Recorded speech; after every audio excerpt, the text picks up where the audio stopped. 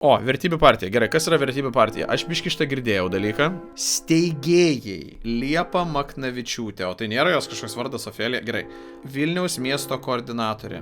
Atlikėja, aktorė, modelė, televizijos projektų dalyvė. Aštraus turinio kūrėja. Pasakyk, kad turėjo OnlyFans, nesakydama, kad turėjo OnlyFans. Scenoje žinoma kaip Ofelija arba Linden.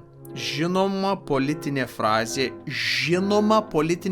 Aš jums prisiekiu, Liepa negalėtų pasakyti, kas yra politika. Žinoma politinė frazė. Kišiu pirštą į skylę ir aimanuosiu. Ką mes čia veikiame? Galite jūs man aiktų nafik? Ką mes čia veikiam? Galite jūs man paaiškinti, kas čia vyksta?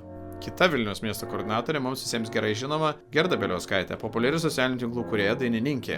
OnlyFans. Jinai neturėjo jokios gėdos dėl to. Galėjau įsirašyti aštraus turinio kūrėja, bet galvoju, fuck it, net nemeluosiu. Bei TikTok platformų žvaigždė, kaip jį pati sako, aš kitokia, nors aš anokia. Simona Antonova.